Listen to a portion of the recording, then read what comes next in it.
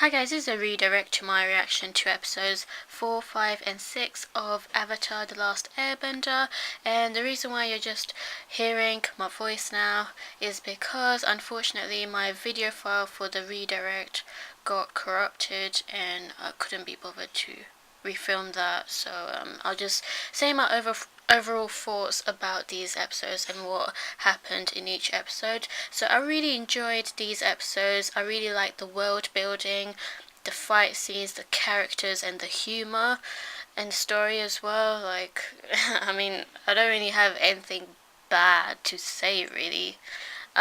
So far at least, like I really I enjoy the humor and like I like that they travel a lot, it seems. Aang, Katara and Sokka going, like, in each episode something different happens. That's what I've been noticing, which is totally fine, absolutely fine. It doesn't have to like be a continuing cliffhanger based story. So that's quite a change because I'm used to the more major plots, if you get what I mean, where it just the same story continues on and on from episode to episode. But this is like, it's quite refreshing actually. Anyway, so in the first episode we saw Aang, Sokka and Katara go to this small village and they were ambushed by these female warriors who are against the Fire Nation. Because the Fire Nation is quite interesting because the Fire Nation, they're being seen as ruthless and cruel. But then again, there's Prince Zuko who did actually show some mercy and compassion, and he seems to have quite a backstory as well. And based on the last 3 episodes, I mean, in the first 3 episodes that I saw, yeah,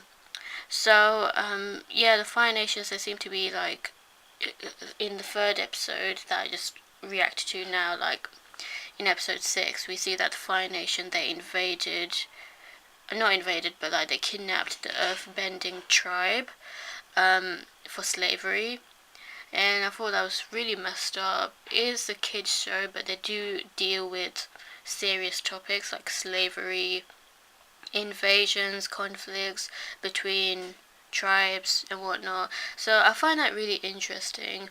Yeah, and so the first episode, the female warrior Sokka, like he was a bit sexist, but he owned up to his mistakes of judging the female warriors, like, oh, I can't believe I got hit by a girl, but you know, he started respecting them, and actually apologizing to the female warrior. And there's another thing, he seems to be very close now, like already, like in just one episode. I think their relationship is sweet, it's cute, but I think it's a little bit rushed in the sense that it's all happening in one episode. Like, he's technically still a stranger, but then again, I don't know how long they stayed in that particular town, so I guess some time might have passed. I don't know, but it's sweet. It's like Sokka, he asked the female warrior for some training, because Sokka is realizing that he really needs some combat techniques that he's lacking. And I just found it unique how the female warriors were fighting. Like, it was like some sort of dance with the fan. It was funny that he had to actually wear the costume as well as the makeup.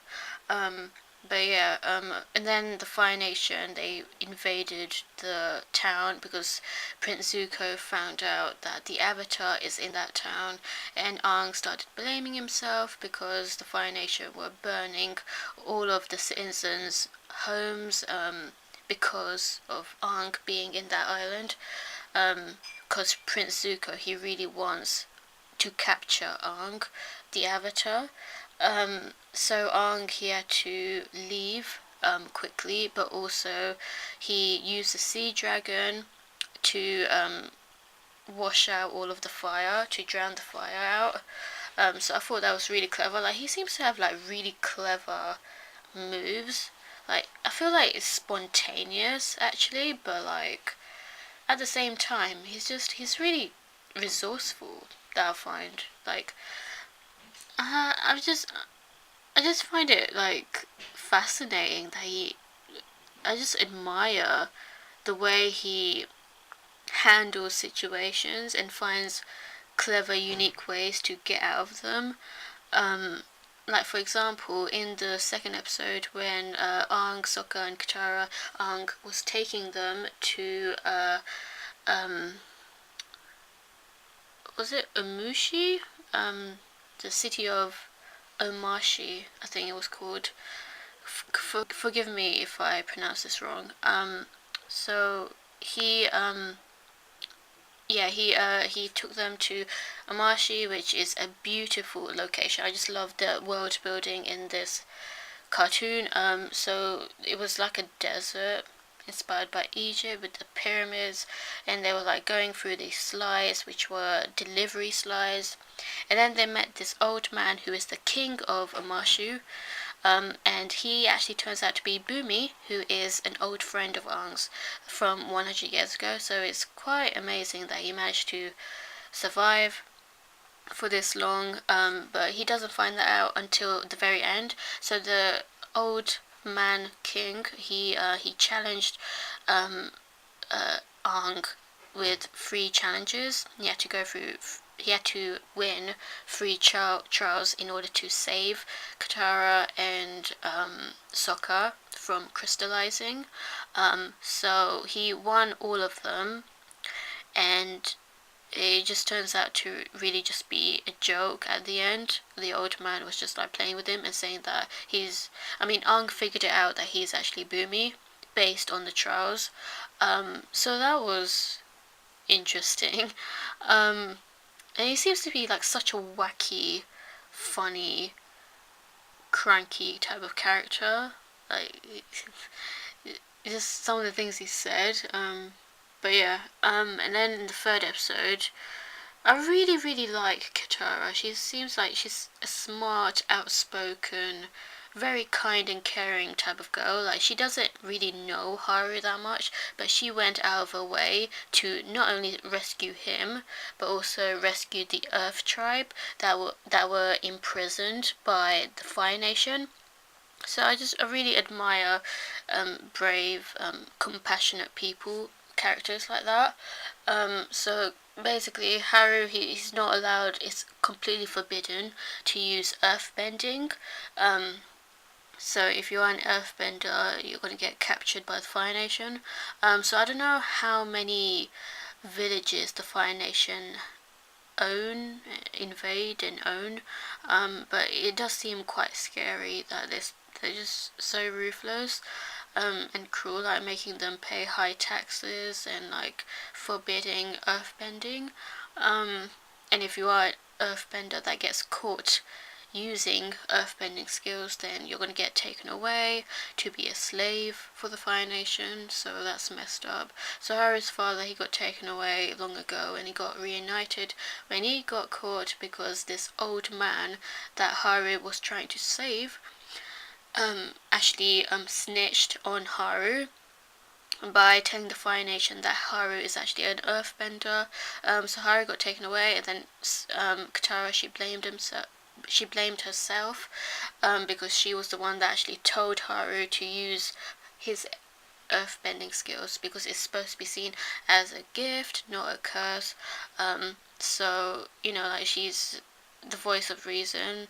She's tried to act like everyone's voice. She tried to make the earthbenders prisoners to like retaliate, fight for their freedom, but they were just so hopeless because they're so scared, and they lost hope in their situation. They were really scared of the Fire Nation, and the warden in particular, he just seemed like such a ruthless man. Like, he even drowned one of his own for not doing his job properly or something. But yeah, eventually, like, Aang, Sokka, and Katara, they work together to actually create a plan to make the Earthbending tribe actually retaliate, and not be so fearful anymore. So it didn't take a speech, but it did take coal and you know, like trying to protect Katara, like, you know, it just takes some time to like change. So yeah, very good episodes. What do you think of these episodes? Let me know and stay tuned for more.